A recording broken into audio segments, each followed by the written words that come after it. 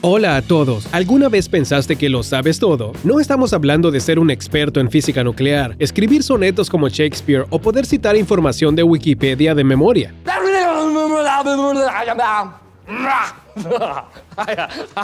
Simplemente nos referimos a la sensación de que tu visión del mundo es completa y muy precisa. ¿Nos creerías si te decimos que algunas de las cosas que crees que son realidad no son más que un mito? Y tenemos pruebas. ¿No temes descubrir la verdad? Entonces, ¡adelante!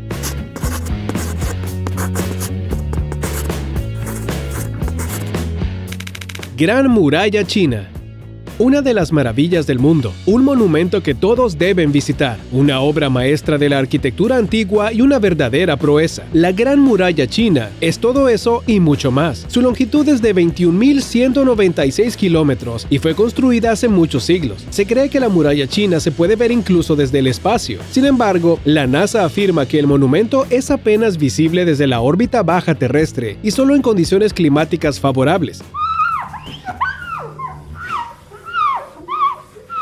En general, casi igual que cualquier otro objeto grande creado por el hombre. También existe el mito de que la Gran Muralla China se puede ver incluso desde la superficie de la Luna, a simple vista. Esta idea apareció en 1754, es decir, mucho antes de que la gente pudiera ver la Tierra desde nuestro satélite. En realidad, el ancho de la Gran Muralla visto desde la Luna sería el mismo de un cabello humano visto desde una distancia de 3 kilómetros, es decir, sería imposible verlo. Por lo tanto, todo aquel que quiera ver la muralla con sus propios ojos debe viajar a China y no a la Luna. Pero pronto no habrá nada que ver aquí. Aunque partes de la muralla al norte de Pekín y los centros turísticos cercanos han sido preservadas e incluso reparadas, en muchos otros lugares la muralla se encuentra en muy mal estado.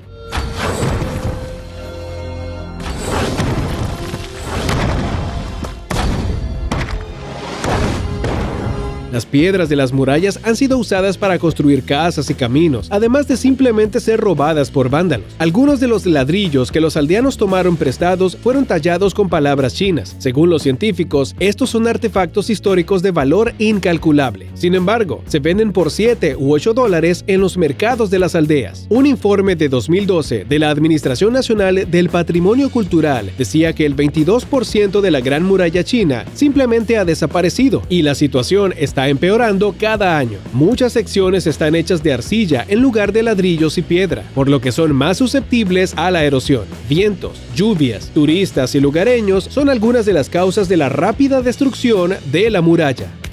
Fotografía de Nessie.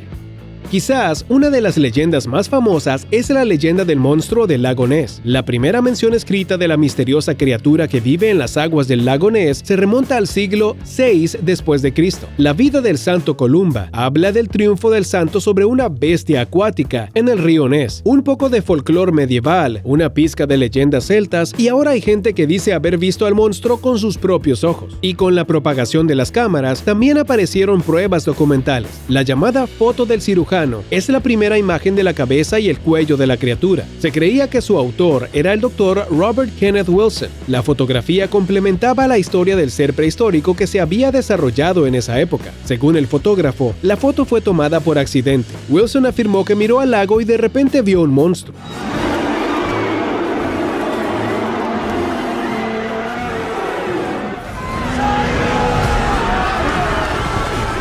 El hombre inmediatamente agarró la cámara y tomó 4 fotos. Solo 2 fotografías salieron bien, pero solo una de ellas se dio a conocer en todo el mundo. Todavía se utiliza a menudo como prueba de la existencia de Nessie, ya que fue tomada en 1934, cuando Photoshop todavía no existía. Durante 60 años, la foto fue considerada auténtica, aunque muchos dudaban de la existencia de Nessie. Pero en 1994 se dio a conocer la verdad. Resultó que la criatura era un submarino de juguete construido por Chris Sperling, yerno de Marmaduke Wetherell. Este último fue ridiculizado públicamente por su empleador, el periódico Daily Mail, después de que descubriera algunos rastros de Nessie que resultaron ser falsos. Para vengarse del periódico, el hombre y sus cómplices hicieron una maqueta de Nessie, le tomaron varias fotografías y las enviaron a la redacción, y los periódicos cayeron en la trampa. Además, el resto del mundo se creyó este simple engaño.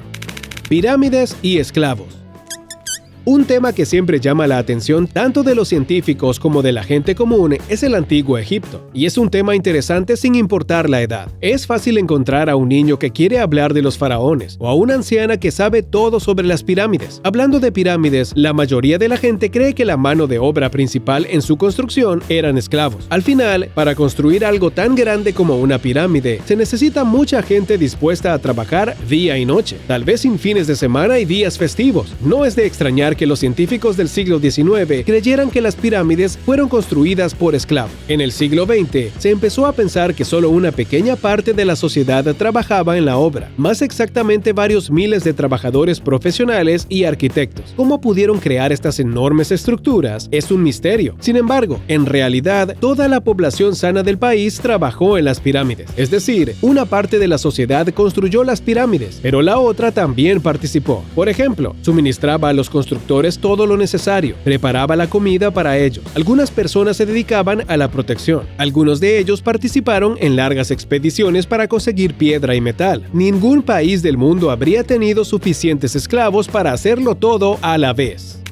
Las brujas de Salem. Las historias de las casas de brujas siempre son representadas de la misma manera. La acusación, el juicio injusto y luego la terrible muerte en la hoguera. Esta es la manera de deshacerse del mal. Quizás uno de los juicios más famosos de brujas es el de Salem.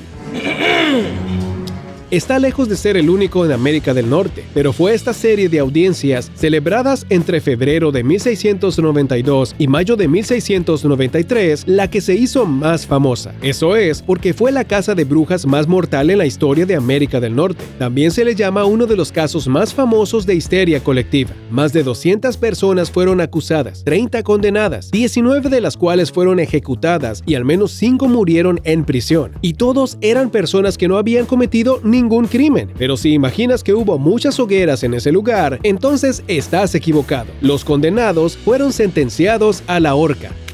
Hombre de Piltdown. El 15 de febrero de 1912, Arthur Smith Woodward, conservador del Departamento de Geología del Museo Británico, recibió una carta del arqueólogo aficionado Charles Dawson. Este le informó del descubrimiento de parte de un cráneo masivo de una criatura humanoide en una cantera de grava en Piltdown. En mayo, Smith Woodward comenzó a explorar el lugar y como resultado concluyó que el fragmento pertenecía a un hombre antiguo aún desconocido.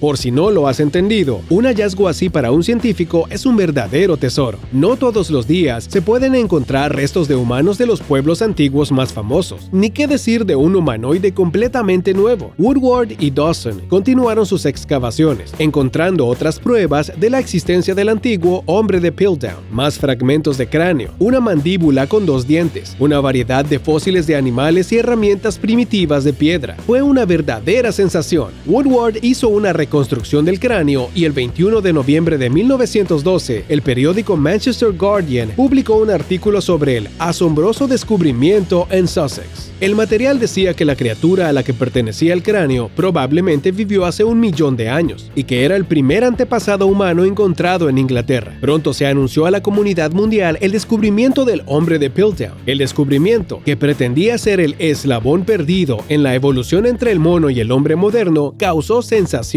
No entraremos en detalles aburridos y solo te diremos que el hombre de Piltdown podría cambiar muchas ideas sobre la evolución. Incluso los científicos más escépticos reconocieron la fiabilidad del descubrimiento, pero por desgracia resultó ser falso. Los huesos fueron envejecidos artificialmente y coloreados con el color de la grava de la cantera, y los dientes que en realidad pertenecían a un orangután habían sido ligeramente afilados para hacerlos parecer más humanos. El hombre de Piltdown estaba formado por los huesos de un hombre moderno y un orangután, también moderno. El 21 de noviembre de 1953, el Museo de Historia Natural de Londres anunció oficialmente que el sensacional descubrimiento era solo un engaño. Vikingos y cascos con cuernos.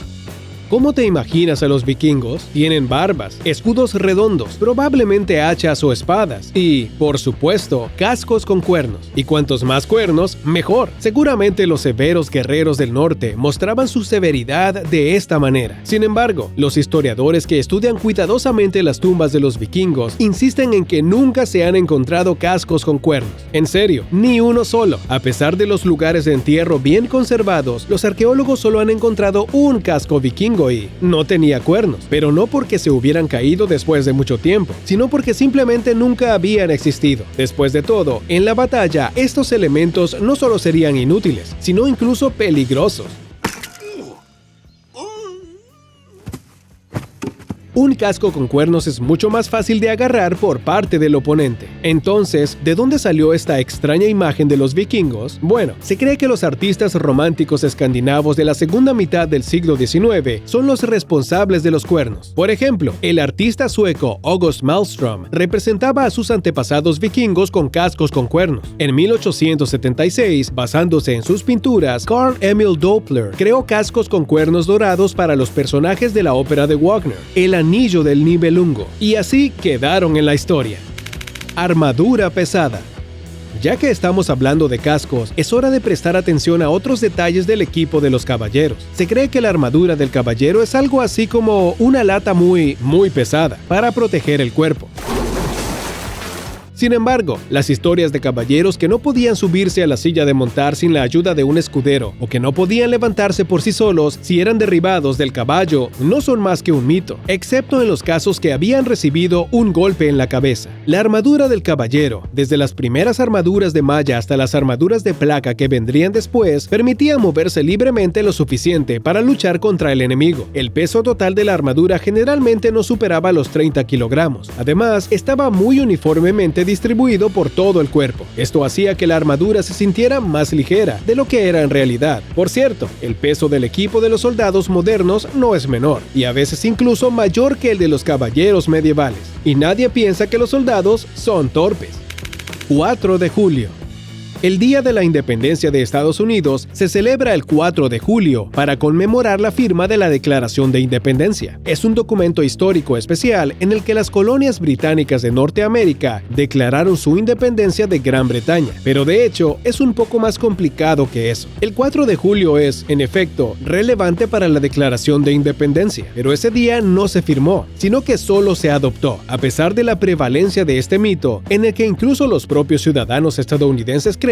Los historiadores rechazan categóricamente la firma de la declaración del 4 de julio. Afirman que la mayoría de los delegados firmaron la declaración el 2 de agosto. Pero esto no es motivo suficiente para correr la celebración, ¿verdad? Eso es todo por hoy. ¡Hasta pronto!